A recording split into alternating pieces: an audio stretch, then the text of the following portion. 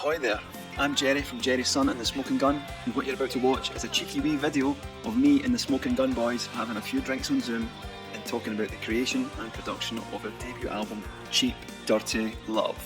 Stay sexy. Hey, I'm Greg from Gerry's Son and the Smokin Gun, and this album playthrough that we're doing, this is the penultimate track on our album from Cheap Dirty Love. The track is called Vanishing Point.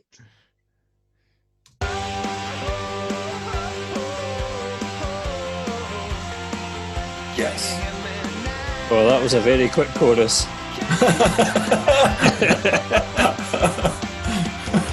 Loving it, man. Love it in the background.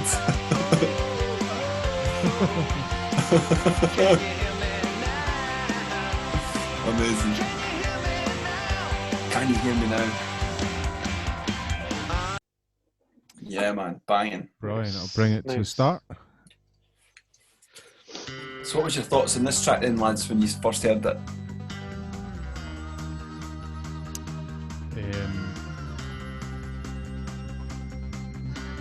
For me, it's like from start to finish, it's kind of got that kind of dancey kind of feel to it. Yeah. Where it's like a continuous kind of rhythm that goes all the way from start to finish. I kind of got that kind of dancey feel to it. Aye. Yeah. I think I found this quite a difficult one to put drums to because there's a lot of space in it. Certainly before the drums were in it and it was just the guitars and the bass and stuff. There's a lot of space. So it was trying to fill that up, fill the space up, but knowing in a way that the drums are like overly busy. So I don't know if I achieved that, but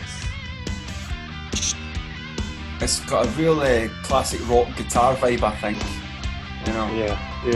Maybe 80s, got an 80s rock vibe maybe as well.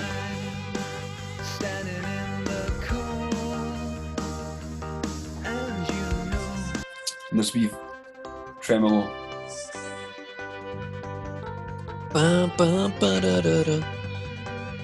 There's a kind of note in the bass that's creating a dissonance. I don't know if you hear that note in the bass. yeah.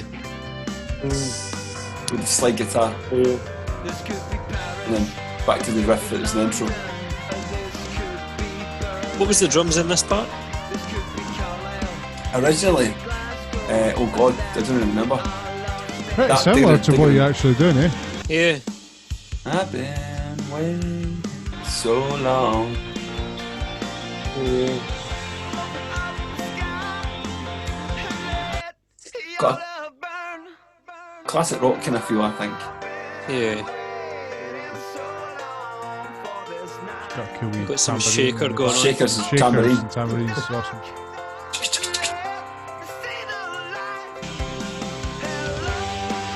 There's a big long backing vocal here. Can you hear me now? Can you hear me now? Hello.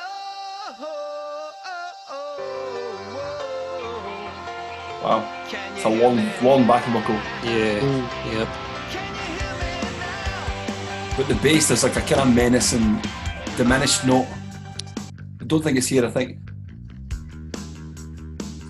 It's, the drum, even the drums and bass together is just incredible. Cool, eh? Yeah. And then you hear that note in the bass.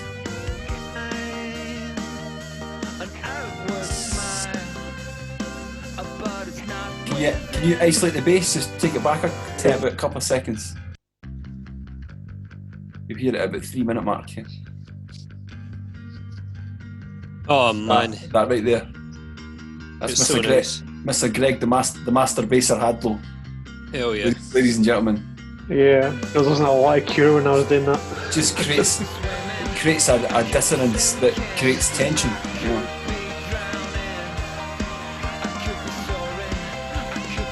And they quick sharp snare, or they build the tension as well, and then release. Yep.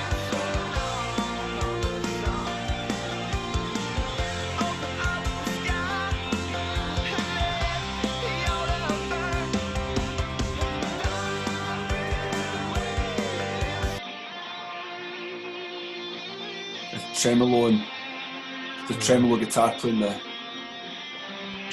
think that was in the guide, the demo I originally did for it.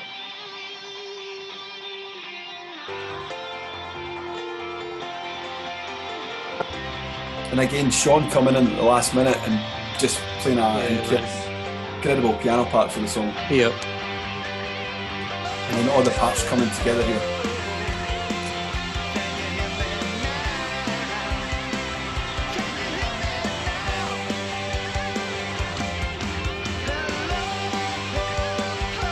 I think it's a great song to end the album though. Quite kind of upbeat, a wee bit, kind of uplifting. Yeah. It's really a song about isolation though, you know. Like having like I mentioned, it could be Paris, London, it could be Berlin. It's like about getting lost to find yourself almost, if that makes any sense. I don't know. It sounds a bit cheesy.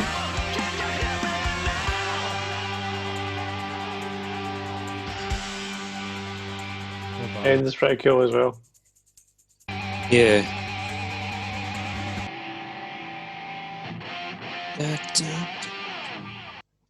It's a really cool. There's a really. That's what I was talking about.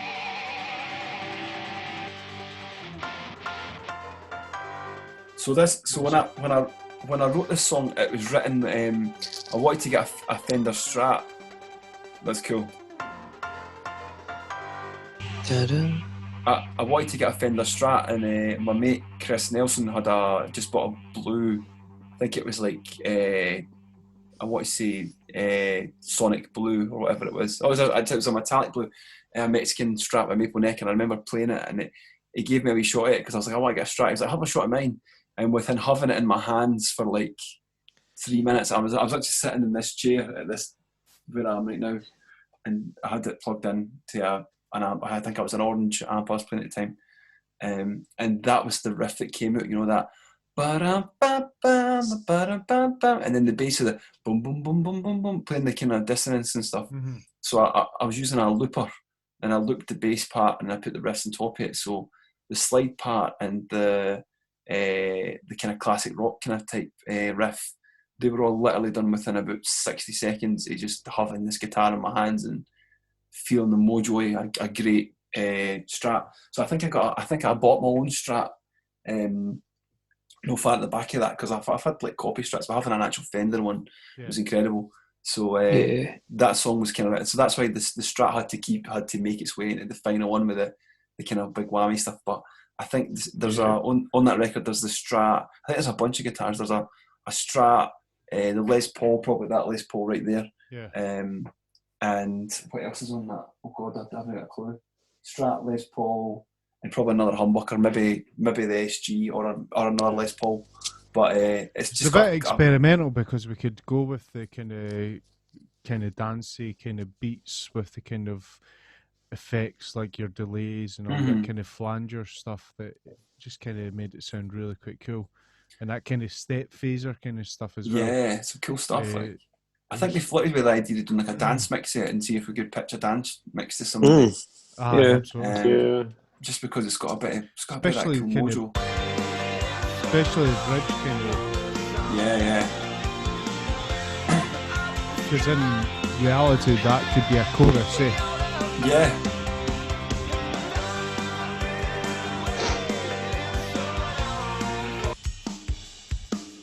Nice. Cool. Drums are incredible, man. It's a cool track, man. Yeah, it's a really good track, aye. Yep. Really enjoyed it. Again, it was kind of one of those, see hearing it with no drums, when you sent us it originally, it was quite tricky to actually picture, or no picture, but sort of hear drums in it. And it was sort of one of those ones that just got done in the studio last minute, just in the moment. So hopefully it worked all right. And I think it did. The end result was fairly nice. So I see it as like a driving song, you know. It's like a big driving song. Yeah. Even the title. I think the title the song never ever uses the words "Vanishing Point," but "Vanishing Point" is just there as a marker for the movie, the film "Vanishing Point," which is a big car movie. It's incredible, and that's the kind of starting point. I think I was doing a project at the time with people who I'd been to art school with, where we were looking to make music to a film. I'd experimented with doing soundtracks for things before and playing on stuff, but we were talking about like making a song while you're watching something in the studio. So you're in the rehearsal space and then you're projecting a movie and you're playing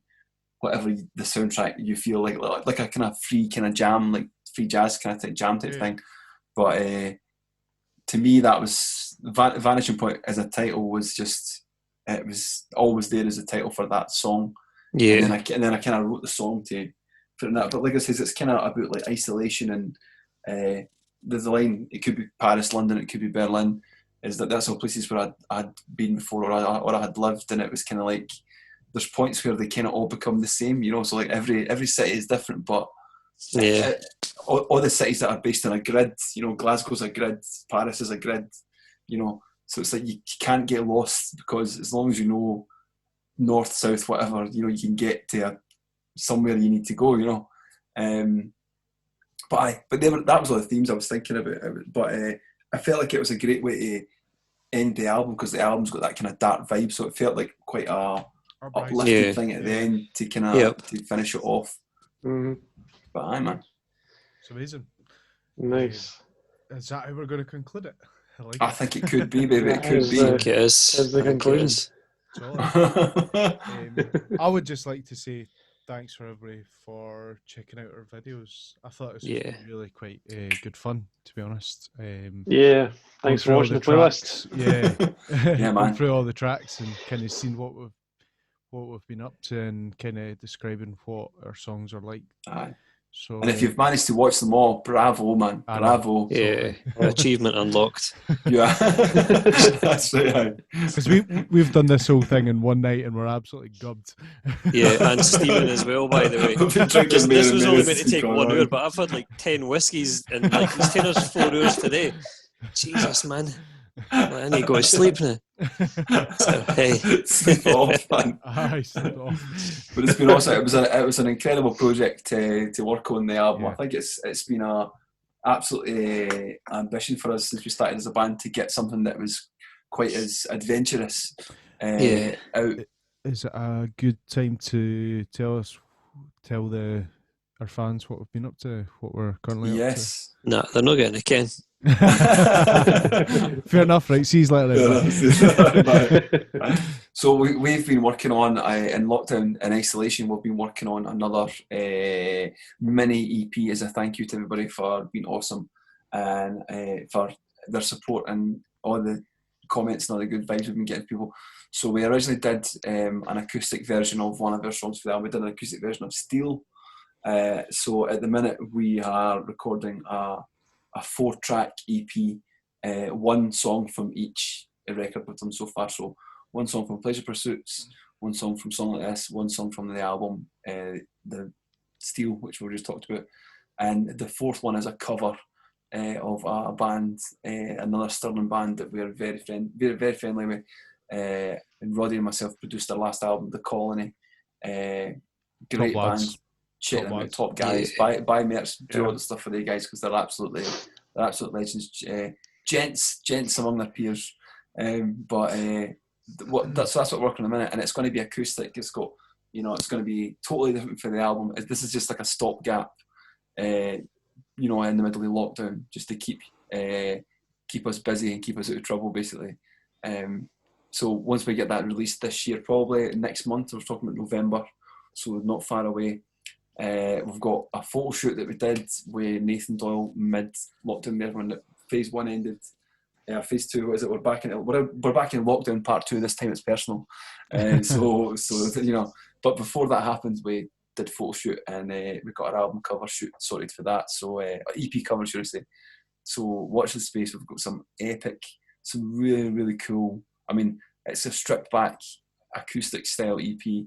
But it's got loads of tricks and bells and whistles and some really cool sounds, and I think you'll dig it. And then we're going to roll on and we're going to crack on for the album number 2. So watch the space because exciting stuff in the next 6 months. Let's just say 6 months. We'll pitch it at 6 months. Yeah. But lockdown, unfortunately, it kind of hampered a lot of the kind of progress. We had video shoots booked again, and we also had plans to make a live record and a Christmas single, but that got absolutely panned, and I'm gutted about the Christmas single because I wanted to make a ridiculous Christmas single for everybody. But in the meantime, we've got this sexy EP coming to you guys next month, November 2020, and we're going to start working on a brand new album. So we actually haven't even gigged the current album, but we're doing album number 2. And we've we're had going to one start gig. Totally. I was saying one this. gig. What a time to actually start up a band. We had one gig at the time, man. And you release 2 EPs, an album, play one gig, and then that's it. Totally. Music see like a really strange way though. Like the album, for me, playing on the album, it sort of made lockdown in a sense, because like it gave us all something to do and some sort of purpose during the whole thing. So it was really good to be a part of it. Like so, definitely. Yeah. It gives you some kind of sense of normality as a musician, because like you can still make music, you know. And even using like Zoom, like we've been using Zoom for to do, like this is how we'll do a mixing session as a band, you know. So rather than sitting there going, oh, how do you make music? It's like, well, if somebody's got a computer, we can screen share and we can make it work, baby. So don't you worry about us. Like and this, so, what people are watching now is pretty much how the album was finished, because everything was finished recording by the end of 2019. And then the rest of it was done just like this, so it's quite a good insight into how everything was finished as well. So it's been strange times, but in a way, you know, it's been is good as well to be a part of it. So and Greg was involved in the whole album process. We kind of, Cameron, my mate Cammy, was our live bass player, but through every project, for every one of the EPs and the albums, Greg has always been. Is Greg here? Yes, he there. This guy, high five, Greg. Reach up, right there. Yeah. But he's a sandwich. He's a sandwich. So it's been great to get to bring Greg home and get Greg into the album, because he's playing. If it's no Greg playing the record, it'll be Roddy or myself here that are playing bass parts. But Greg is the Gerry Son and Smokin Gun bass player. He's always been the Gerry Son and Smokin Gun bass player. So that's how it is. And Sean we had friends. Friends. So Sean Moffat, friends. Sean joined us for a bit of time during lockdown making the record, but unfortunately he wasn't able to commit to. I was going to say commit to live commitments, but the live part never happened. But Jesus. But it's all good. But good green pastures and up ahead, and there is no vanishing point for us. Well, it's just there's a long way to go, and we're up for it, man. We're up for the journey. That's what we're here for. I've got a tear in my eye, mate. Likewise. Anyway, so on that note, thanks, it's been a pleasure. Honestly, thanks everybody. Thank you for checking out. And much love. God bless. Catch you later. See you later. Remember for the last time, can we just remember everybody, like and subscribe, do the thing. Smash the subscribe button. Puts food in my belly. Smash it. Just punch your computer. Stick the heat into the subscribe button. just get your phone, fling your phone up, just stick heat in it as opposed to. Anyway, see you guys later. Cheers. It's been a pleasure. Cheers. Abiento. Thanks.